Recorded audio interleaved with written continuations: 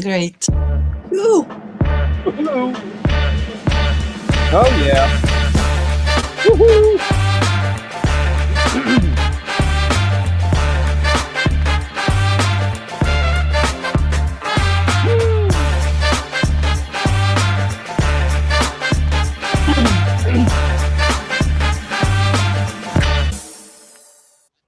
Good morning, Timothy, and good morning to everybody who is on YouTube, LinkedIn, Facebook, also in Clubhouse right now with us. It's a pleasure to say welcome to you in the middle of the second part of the Golden Week and also to the 221st episode of Japanese Politics One-on-One with Timothy Langley, the CEO of Langley Squire, which is the longest-standing government relations and public affairs agency in Tokyo and in Japan for this matter. So, Timothy, once again, good morning. Good morning, Maya, and happy Golden Week. It started yesterday with a real, blast. I mean, the roads are crowded. People are all escaping from Tokyo to get to other places. Maya, you are in Tokyo? I am in Tokyo, yes, right in the middle of it. Okay. I'm reporting today, once again, from my home port of Katsuyama. And there will be a couple of more sailing days left before Golden Week finishes up. But I've been on the sea for the last 4 or 5 days, and it's been really, really an experience. Great. So I hope that you could get all the news from, all the sources you usually use. Yes, So, actually, it's been a very active time. Golden Week didn't officially start until yesterday, Saturday, Sunday, Monday, and Tuesday. But there right. was a kind of a link in holidays last week as well. So if you took off on a Monday, took a day off, then you would have Saturday, Sunday, Monday, and Tuesday. And Tuesday was a national holiday. But it just depends on everything. It's a rare time for the Japanese to actually take an extended vacation or day off. It usually happens here in the spring and also in the winter. And then there's Obon. But other than that, there are not very many days that line up where people can really take a break. And boy, did the politicians take advantage of that. Right. And yes, a lot of politicians have been busy. I hear they have been traveling. And the negotiations with the United States, the work on the negotiations That's continue. right. And a lot of other things as well. Okay, great. So let's So, see. Please tell us, yes, what okay, we're so going. let me just give you a headline of what I would like to talk about throughout this briefing, and then let's focus in on the Q&A. But the yen closed out at $144.96 to the yen. It was a bit of a weakening of the yen. There's been some volatility there due to the trade negotiations, and these numbers always come out on Friday. I mean, the yen moves every day, but the final numbers on close of business was 144. You might remember it was very volatile last week. And this week there was the second round of trade negotiations, so it has an impact there. Maya, there are 6 weeks left before the Diet begins the campaign for half of the seats in the upper house. That's very significant. We've been talking about it and preparing for it and kind of gaming it out over the last couple of weeks. It's not the only big election that's going on. This Diet session ends on June 20th, and then the campaign begins several days after that. But this is also the day when the Tokyo Metropolitan Government kicks off their campaign, and they have 127 seats. All of those seats go up for election, and that culminates just before the beginning of voting for the upper house. So the two are somewhat linked, and I think as a barometer of how people are feeling about Ishin or about Ishimaru or about the Komeito, that will be reflected in the Tokyo elections. As you know, Tokyo consists of more than 15% of the entire population of Japan, and so it really guides how other things are going.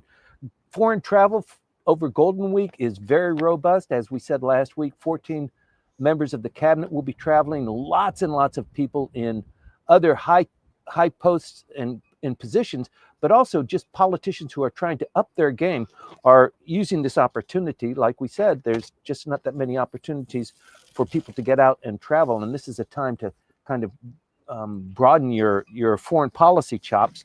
and you never know when there's going to be elections, so you're always out there.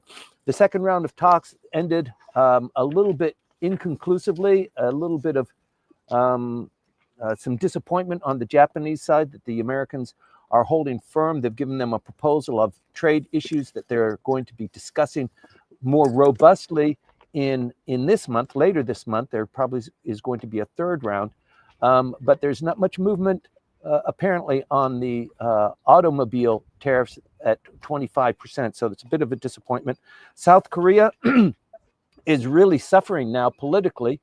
They've had another resignation of the acting prime minister. There will be an election coming up very soon, and it's just not a great time for South Korea because they're such an important component of geopolitics, and in this area, this region, they're very friendly, or they should be friendly, or we're trying to make it more friendly with Japan. And with the movement of Mr. Yoon out and impeached, it is all kind of up in the air. The Bank of Japan had their meeting on Wednesday and Thursday. There have been some pronouncements about the inflation rate and what the yen is going to be doing. And let me see, the Tokyo Metropolitan Government elections are upcoming, so I'm going to talk about that as well too, and then we can get into the Q&A, Maya.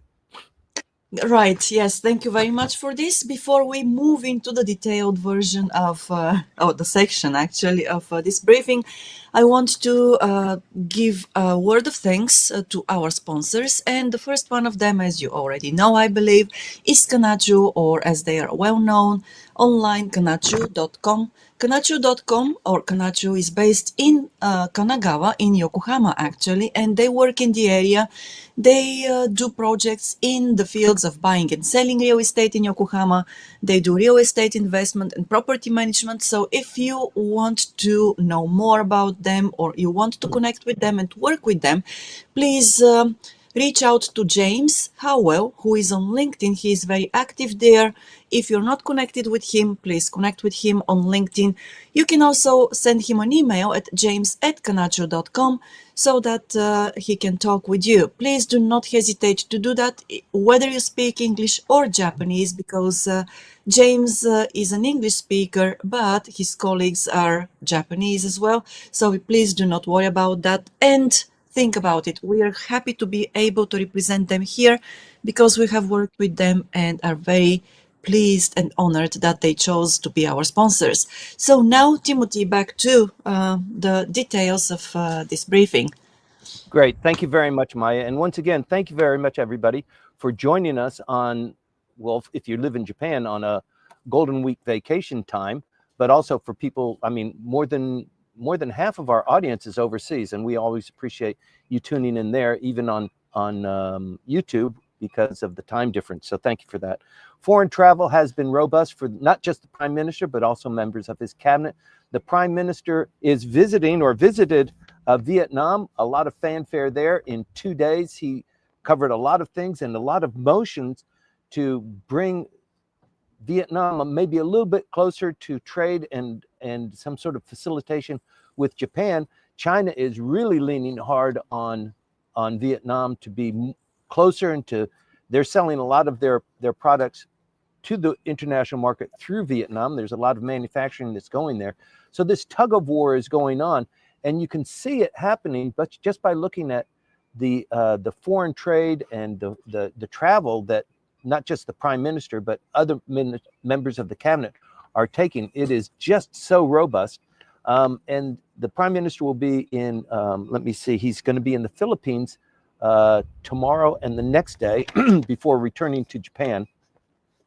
The Philippines is important because there's a lot of military joint exercises that are going on. We talked about that 2 weeks ago, where the self-defense forces are physically participating for the first time, not as an observer, but actually participating in the joint exercises going on there. Very robust exercises, more than 10,000 soldiers, airmen, Navy officers in lots of different vessels in exercises there.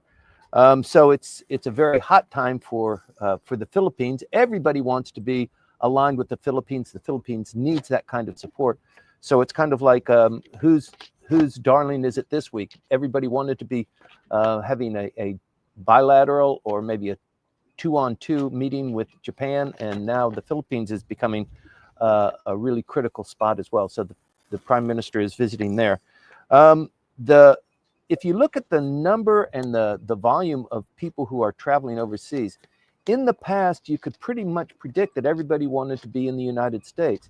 And it was pretty much kind of like observing Japanese politics. You used to be able to just focus on what's going on with the LDP and have a good sense of what's going on, what's happening. It's not like that anymore. And similarly, the number of people going elsewhere, not just to the United States, not to Washington, D.C., to develop their relationships. And some of the politicians have been doing this for years, developing that. But it's very heavy emphasis this time in Southeast Asia and in the EU, and to a lesser degree, funnily enough, to the United States. So there's a little bit of tension that you can sense there, not just in terms of economy and the tariff negotiations, but also in terms of who's trying to develop these relations, these diplomatic relations, strengthening their footing against the United States demand for tariffs. So there's a lot going on. The Prime Minister was reported by the chief negotiator, Akazawa-san, on his 2-day meeting. He had one maybe 2-hour meeting on Wednesday. It was supposed to be on Wednesday. It was pushed to Thursday, and then a follow-up meeting on Friday. 90 minutes. No, it was actually just a little bit more than 2 hours with the Secretary of Commerce, the USTR, the Secretary of the Treasury. It's a very big, high-powered meeting, 2 hours, and then a follow-up the next day. He reported to the Prime Minister, and the Prime Minister was a little bit dour about the prospects that were presented by the U.S. negotiating team. But can you imagine just 2 hours, that kind of back and forth negotiations, so much relying on it, and so many people watching that. So many people are watching how the United States treats Japan. It's probably its strongest ally. I mean, it's got some really strong allies elsewhere, but Japan is a strong ally militarily, economically, and everybody's watching. If they treat Japan somewhat shabbily, what are they going to do with the rest of us? So there's a lot riding on this. The Prime Minister is beginning to appear to be pulling back a little bit from closing the deal and closing the gap, probably because the gap is so big. They thought they might be able to go in with some proposals, some counter proposals to reduce it. And what happened was they got pressed with even higher demands, and then pushing off the automobile issue, that 25, it's going to stay. We're going to be talking about these other issues. And since automobiles and automobile trade and parts is such a robust part of the Japanese economy, that's going to hurt. And it's reflected in the Bank of Japan meeting that was held on Wednesday and Thursday. I'll get into that. But with regard to the travel, there's plenty of action in the EU. The environmental minister, the foreign minister, the economic security minister, and the foreign minister all visited in the EU. The finance minister was in Italy. The foreign minister actually visited New York, France, Senegal, and Saudi Arabia just over the last couple of days. The Southeast Asia took a lot of time too. India with the defense minister there, Thailand and Malaysia by METI. Agriculture and Fisheries visited Indonesia, where the prime minister was just a couple of weeks ago. And former Prime Minister Kishida was in Indonesia as well. China received the visit of Mr. Moriyama, who is the Secretary General of the LDP. As you know, he was joined with the leader of Komeito, who has traditionally and historically had a strong relationship with the Communist Party there. And in Taiwan, two famous politicians, Sanai Takaichi and Yasutoshi Nishimura, visited Taiwan. So there's a lot going on there. With the United States, there's always a favorite delegation that goes there, not just with the negotiations with Minister Akazawa, but the LDP policy chief, Mr. Onodera, Koizumi Shinjiro, and Kobayashi Takayuki were also there. Also, Isshin no Kai, not to be left out, was also visiting the United States. This falls on the second round of talks, which were concluded on Friday. Not too much progress is made, and it looks like it's going to be a little bit more protracted than anticipated. A kind of, there's a 90-day, we're in a 90-day pause, and the 90 days ends just before the upper house election. And there is a G7 summit. It's on June 15th through 17th. It's in Alberta, Canada.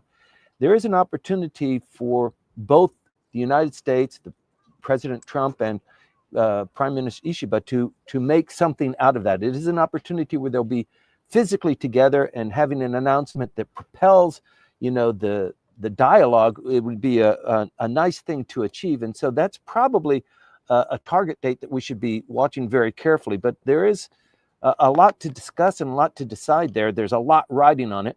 And the Bank of Japan, as I mentioned earlier, had their 2-day meeting always at the end of the month. It spilled over into May 1st for this year.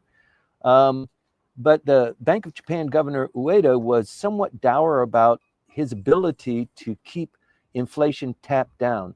So previously, when Mr. Trump became president of the United States, he was a little bit more hopeful and uplifting about bringing the inflation rate, which is now at around 2.7%, down to 2 within maybe 24 months. That was his prediction or his assessment, but it's not easy to do.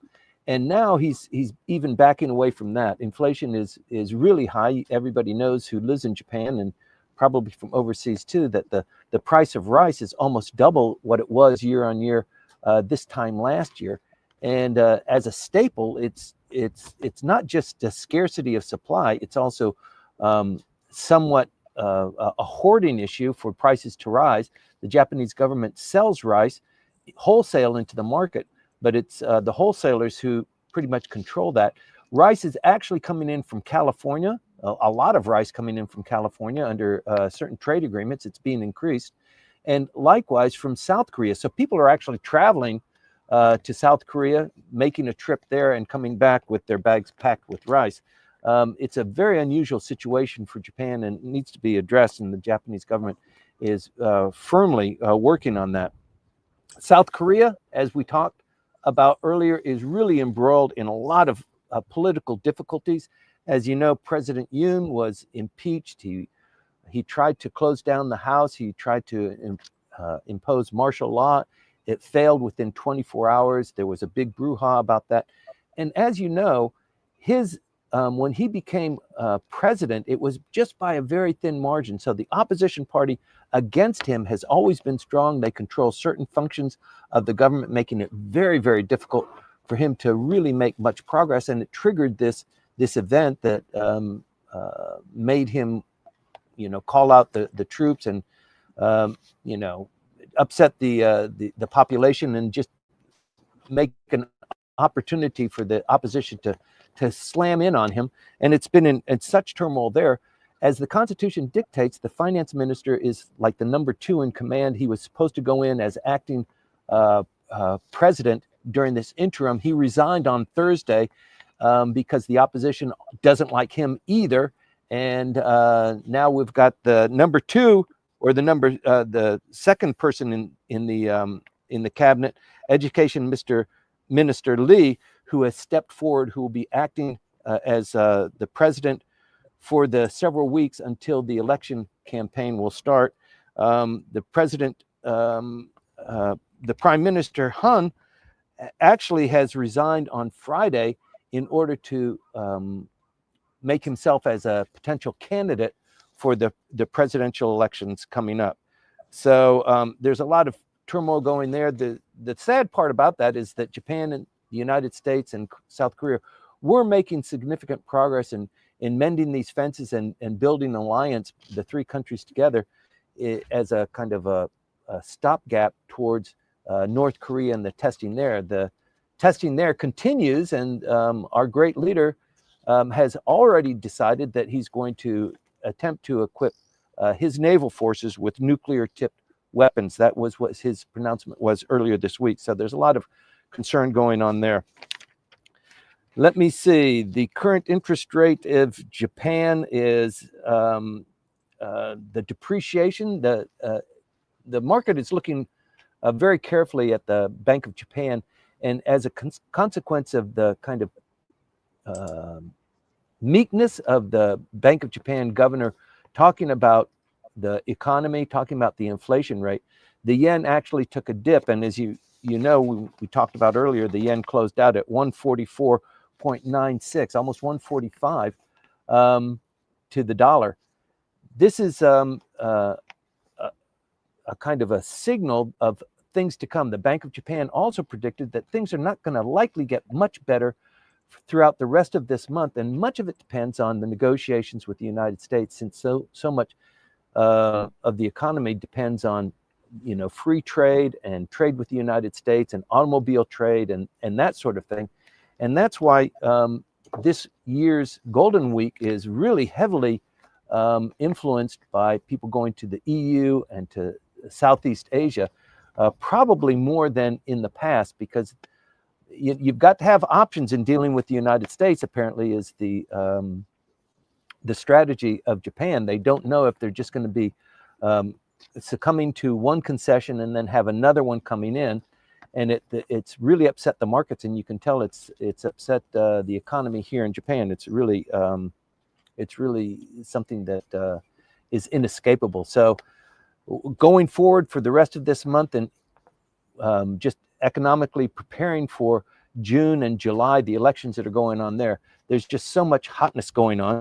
And we are looking forward to the 27 seats of the Tokyo metropolitan government going up for grabs. There are a couple of prominent people that are there. Ishimoto, you remember, ran as a candidate for governor. He came in second, surprisingly, even though he's not really quite registered as a Tokyo resident. He has pulled together a political force now. He's going to run 20 candidates in the upper house election, and he's going to try and get more seats, or actually some seats, in the Tokyo metropolitan government. Isshin no Kai is also on the run for that, and the Constitutional Democratic Party also wants to continue to maintain its posture as the chief opposition party. It's by far the largest opposition party. Nothing is really going to happen. A censure motion or a no confidence motion against the prime minister. I mean, the timing is not quite right for that. We've got less than 7 weeks before the upper house election starts. So changing horses now would not be very helpful, I think, either to the opposition or to the LDP. Probably less helpful to the opposition. So nothing's going to happen without the Constitutional Democratic Party being behind that. And it doesn't look like that's going to happen. In the meantime, the government is thinking about lowering the consumption tax, and the Constitutional Democratic Party has switched their position a little bit and agreed, let's drop the consumption tax on all foodstuffs. Let's do it for 1 year and try and get the economy kicked up. That was not his position 7 days ago. So there's a lot of movement there. There hasn't been a decision made yet, but these things are all signals that are being sent to the United States too, because this is the reaction that the Japanese government must do to keep the economy going, to keep those who are less fortunate, who don't have enough money to actually pay for all of the necessities, because the Trump tariffs are going to hit hard. And I think there's a lot of anticipation and concern going that Mr. Akazawa comes home with the bacon, but it's probably not going to be quite like that. There are going to be concessions made and some adjustments, because with the Trump policy, it is America first, and they're kind of pulling back into domestic economy, domestic politics, domestic manufacturing. And so the rest of the free trade world is going to have to accommodate that. And I think that that game is not yet over. We're in the middle of it now, but it's going to take a couple of weeks, maybe 2 months, before it all becomes a little bit clear for us. In 90 days, we're already 2 weeks into that 90 days, and so there's a lot to get done. I'll report on this as usual every week on Sunday mornings. I once again appreciate you joining us. If you have questions or concerns, please feed them to us. And if you can't join us, just write to Maya or me, and we'll try and address those issues when we go live. Back to you, Maya. Okay, thank you, Timothy. And well, it seems that once again there have been a lot of activity. I am sorry to repeat myself, but yes, it looks like times of public holidays are actually the time when politicians can travel and hopefully achieve a lot of things beyond the borders of Japan. And before we move to the Q&A today, I want to say thank you to our other sponsor, and this is Houze. They are also known as Houze Inc. You can find them online at houze.co.jp, or you can also connect with Hannah Howell on LinkedIn. She is there, and you'll find the contact details of Hannah in the description of the video on YouTube.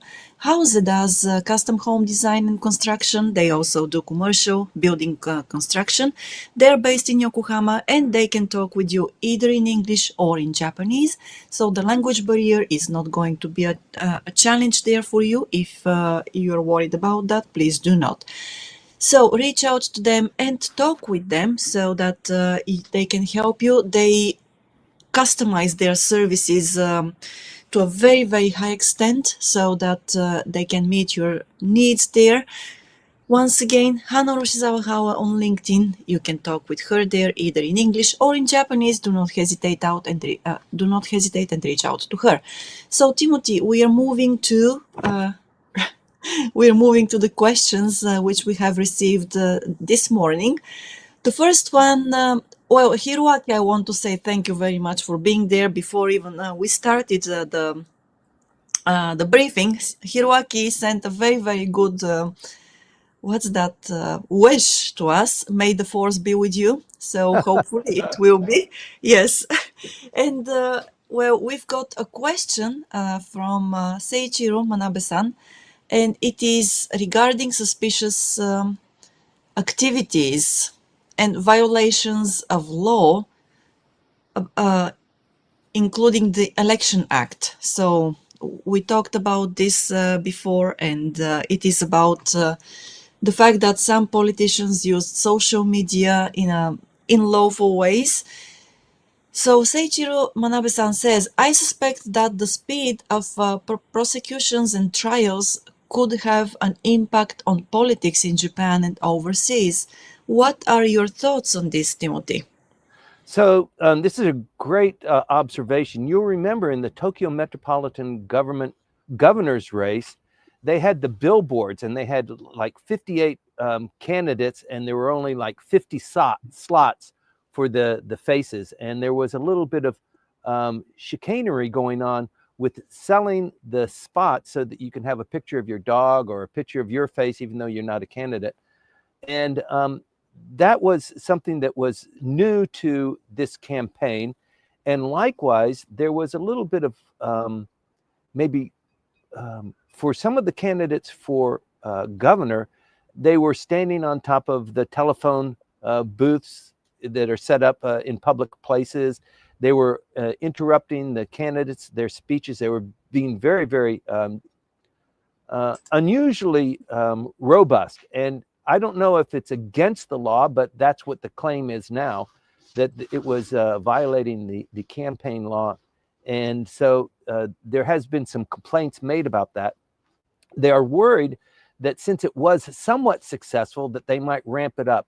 And in particular, the online campaigns by maybe Mr. Ishimaru and what was going on in Osaka as well. Very successful use of social media to get the younger people to vote. And now the younger people are becoming a little bit more conscientious, a little bit more engaged in Japanese politics.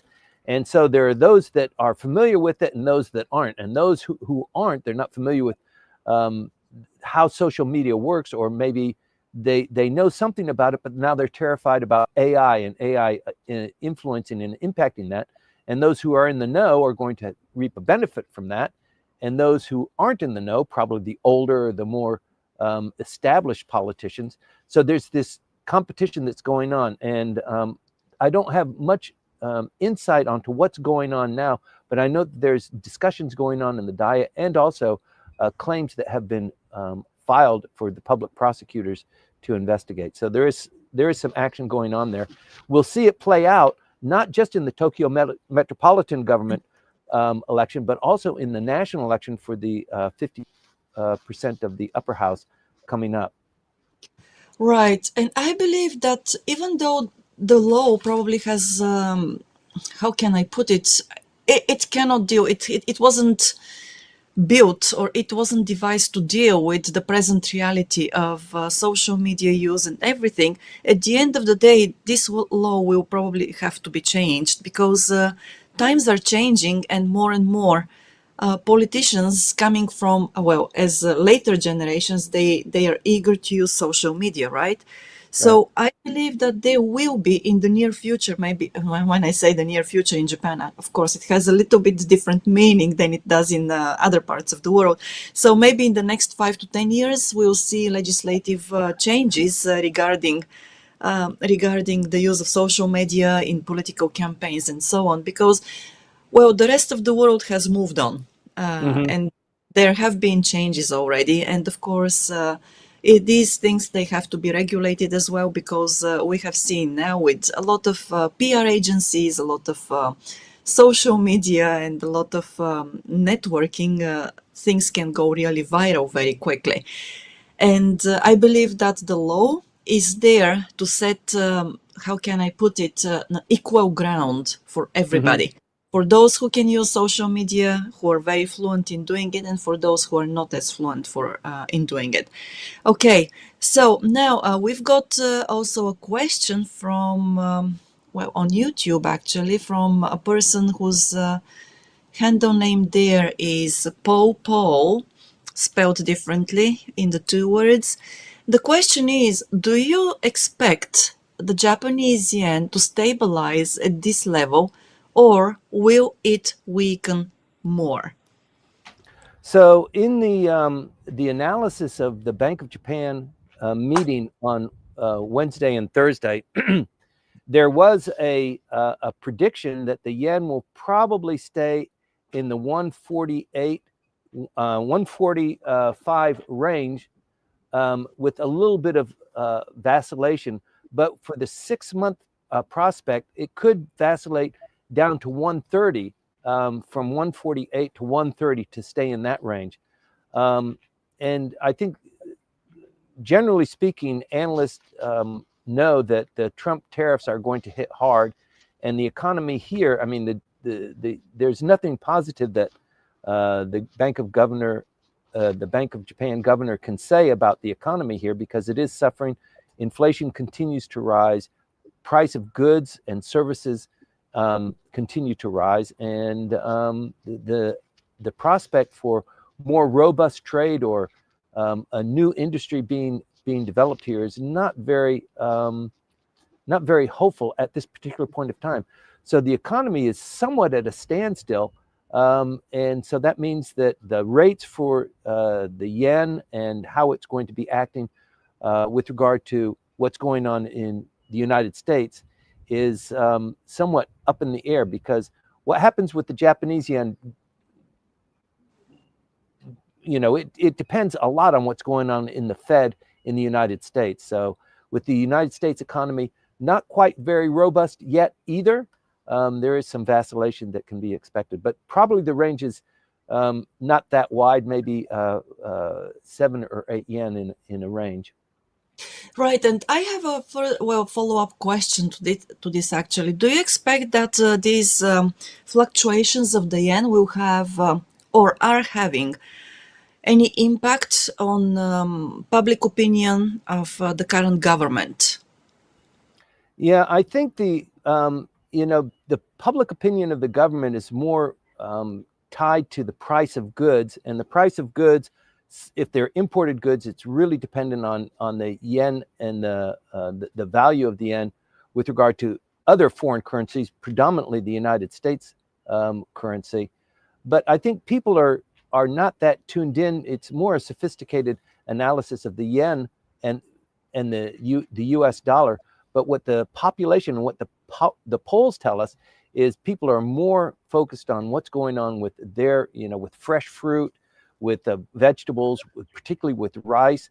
and their daily living, and that is not improving. In fact, it seems to be worsening, even though companies, through the trade negotiations with the labor unions, increases in salaries are coming up. You think that would encourage people and lift their spirits, but it's not keeping up with inflation. So the harder you work, the behinder you get. Right. Okay. And also, I think that there is another. We always, well, in the past at least, we mentioned quite often that when things didn't go well domestically, the ministers, and especially prime minister, would go overseas, right? Would do a tour Oh, overseas, and so has this changed? Because, well, we know that ministers went overseas this time. Do you think that this is actually an attempt to influence public opinion once again? The past week has been what they did, has been come to no, influence public opinion, or just it's part of what they do without yeah, much. usually what happens, and it's usually the prime minister, not so much ministers of the cabinet. When the heat gets really hot, they go on a foreign trip to kind of escape the cooking and try and burnish their image in the foreign realm. It's easier to score points. It kind of, fewer people are going to be critical of that. It's the hard stuff at home that really takes time and energy, and where mistakes are made. But right now we're in a golden week, and it's just a time. It's a very special time, and foreign travel is part and parcel of golden week among politicians. So I think it's just part and parcel of the style and the rhythm of Japanese politics. You work hard on domestic issues. When it comes to golden week or maybe obon, yes, you take the flight and you go to the place where you need to have, where maybe you or your constituency or maybe your aspirations to be at a higher level. And all the people that I talked about, Sanai Takaichi, Koizumi, Kobayashi, these are all aspirants for prime ministership. So they want to show people how fluent they are and how much they can handle their own in a foreign situation as well. So it's I think mostly that. It's not as an escape for something else. It's just trying to burnish their image, and the opportunities to do that are so very rare. They are indeed. All right. And then we've got a question from Hiroaki here. Um, Well, the Japanese government, let me just set up the background. The Japanese government, I think, is the second biggest holder of US government bonds in the world. And we know that Japan actually sold a portion of them a few weeks ago. And right, yes. So, and of course, Hiroaki asks, are the US bonds okay now, because we know that Japan is once still in the negotiation process with the Trump administration about tariffs and so on. So of course we can only speculate whether the selling of those bonds a few weeks ago was kind of how can I put it? I want to be diplomatic, but telling the U.S. Yeah, Administration to be a little bit more perceptive of what Japan wants.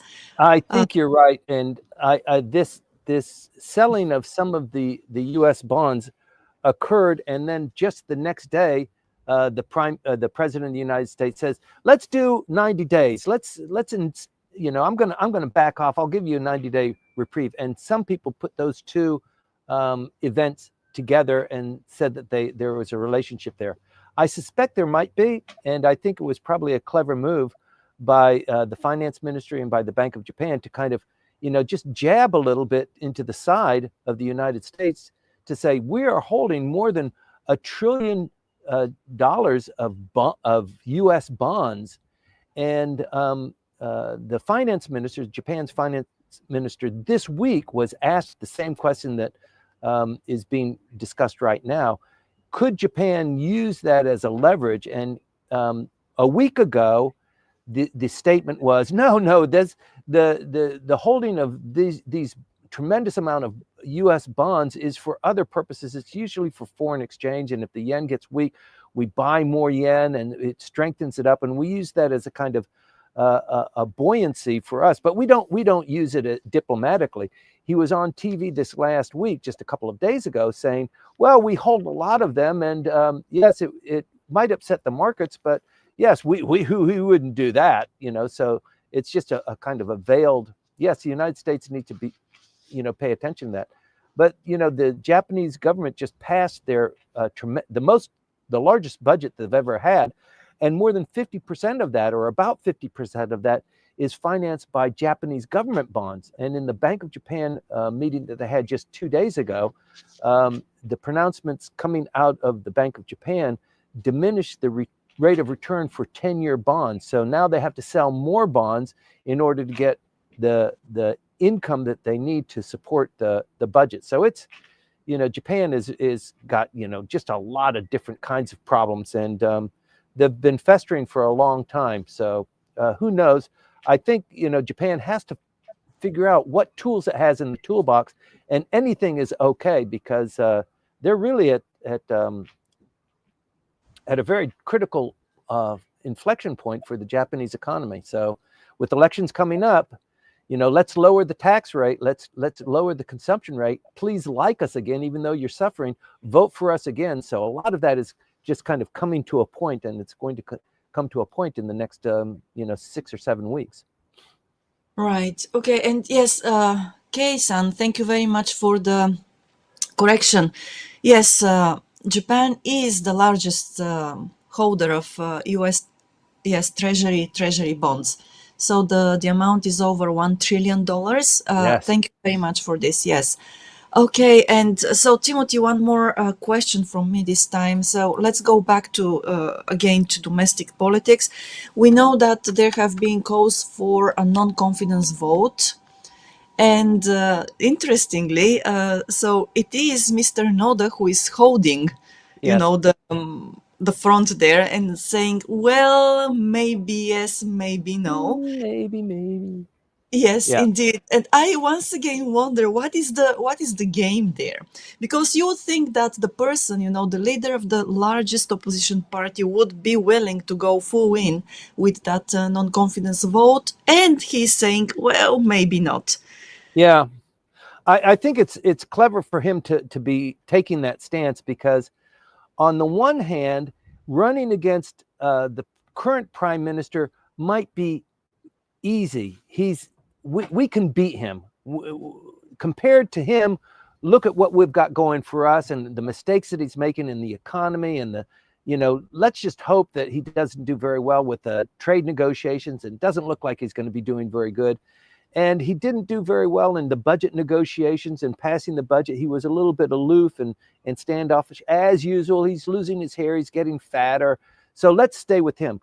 But if he votes for, or he coalesces forces to have a no confidence motion, and they get a new prime minister, we don't know who that's going to be. And he might be better, sharper. He might galvanize the LDP. He might do something or say something or bring together or bring something, or maybe it's a woman. And so it makes things more, exciting and has more people voting. Typically, when more people vote, the LDP does worse than if fewer people vote.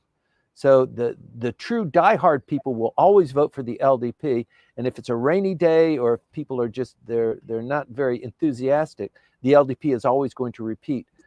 In the past, it's always going to repeat victories in tough campaign seats.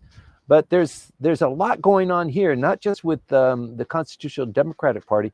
He wants the strategy here is with the opposition party under Mr. Tamaki, the Democratic Party for the People. They're kind of LDP light, and of the opposition parties, they're kind of toying with the idea, let's join with the LDP, let's be a coalition party there. The Constitutional Democratic Party is saying, screw that, let's topple them, let's kick the bums out, and let's come back and take over the government, and let's run the government and fix all the things that they've been destroying for the last 60 years. And then you've got the Isshin no Kai that's somewhere in the middle. I think Isshin no Kai was hoping to be a national party. It's not quite there yet. So it's toying with the idea, do we kind of align with the LDP and be friendly with them? or do we align with the opposition and become, more vociferous against them and coalesce the opposition parties? And if that argument held sway, then there would be more of a voice. Let's have a no confidence motion. But I don't think a no confidence motion, there's timing too. If you're going to have a no confidence motion, you've got 7 weeks left before the diet ends and they move into the election. So it would be difficult for a new prime minister to get up to speed, and it would be potentially a critical argument against those who caused that. We're already suffering from enough of confusion, and you guys triggered a no confidence motion. Now we have to go through this too.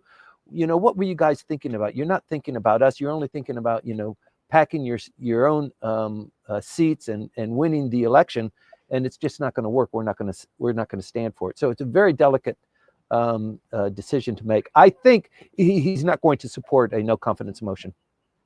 Right. Okay. Thank you very much for that. And just for everybody who is not in Tokyo, I wanted to say that since 2 days ago, Mr. Tamaki's party's members have been all over town delivering or distributing leaflets and everything. So getting ready for the Tokyo metropolitan elections, I think. And it's fascinating to see because I haven't really noticed other parties' representatives do that. So they are the very first ones to start and very active, even during the Golden Week when most of the people, most of the Tokyotes actually are out of Tokyo. So we'll see what happens once again at the Tokyo metropolitan elections. We'll probably, again, as everybody, all the observers say, this will be an indicator of what to expect during the upper house election later this year. And with this, Timothy, we've got a comment from Yuka. Yuka, thank you very much for listening in. So she says, I'm glad that young people are more engaged. And yes, I can say the same thing. Just echo your thoughts. It's wonderful to see younger people becoming more engaged. I think that there is still a lot that can be desired, but this is a first step in the right direction. And interestingly, I can say that I have seen that probably even younger students, like higher grades elementary students and also junior high students, I hear people talk about and asking questions there, students asking questions, which is really something that never happened before. Mm-hmm. So we are moving forward. I don't know what the reasons for that are, but yes, we are. Timothy, yes, sorry, yes, I thought... I can imagine, junior high school kids sitting around the table and asking their parents, how come it's like this? Why can't we do this? Why? I need the new shoes and I want to join the sport. Why is that? And probably the discussion revolves around, politics and about the economy and about international trade and about Japan's role. It probably comes up. And so people are curious about that. And, it's really becoming more of a topic of conversation. I mean, it really is astounding the amount of inflation. Even though they increase their wages, they come home, honey, I got a raise, but yeah, we still can't take our vacation. We still can't buy the new TV. So it's filtering out. But yeah, the other thing that's going on too, Maya, and you're very well aware of that, is the depopulation in the rural areas and people coming into the central areas, Osaka, Fukuoka, Tokyo. The depopulation of the rural areas is pretty remarkable, and it inflates the number of houses that are just being abandoned by people who maybe their stuff is still there. They've moved on. It's a family house, and it's becoming a topic of international curiosity, actually. It is indeed. And one more question from Hiroaki. Is the job market for young people okay in Japan? I haven't looked into it deeply, and I cannot give you any numbers, but with the shortage of labor at this point of time, especially in the industries, new industries, I believe that young people do not have really difficulty finding Anybody finding that wants a job can get a job. That's right. yes, can get a In job fact, at the many point of many of the jobs that can be supplied by foreign labor are being occupied. So most of the fisheries, a lot of the agriculture is now being done by imported foreign labor. It's not being done by the Japanese. So yes, if you're a Japanese, you finished college, you've gone to junior college or something like that. People are crying for workers, and you can see that when you go to restaurants and that sort of thing. The restaurants are in particular kind of at the lower end of the, starting your career. People only pick it up because they don't want to go into the rat race of becoming a seishain and joining a major company and that sort of thing. But there is a demand for smart people, capable people, people who have a technical knowledge, the expansion for digital experts, even people who are, you don't have to be an expert, but just know how computers work, know how the internet works and that sort of thing. There are plenty of jobs going there. yes, indeed. Well, so it looks like we have gone through the questions. I asked the questions I wanted to ask you this week, so thanks a lot for answering them. And yes, okay. So with this, Timothy, I think that I can let you go. Yay! Thank you very much for staying there, not running away once again. And to everybody who stayed with us, listened to us during this Golden Week, or for the people who are out of Japan, it's not the Golden Week, but well, staying with us. Thank you so very much. Thank you so much. And we appreciate your help, your corrections as well, because there are areas which we are not specializing it, and we can yes, take all the help we need. And with this, so I want to wish you, well, pleasant weekend, and also very nice reminder of the Golden Week if you're in Japan. And well, with Until this, Wednesday. until Wednesday, yes. So we'll be here once again next Sunday at 8:20 Japan time. It's, well, once again, a call to action. Please join us. Thank you very much, everybody. Thanks, Maya. Thank you, Timothy. And another, well, what do you call that? Yes, shout out for our sponsors. Okay.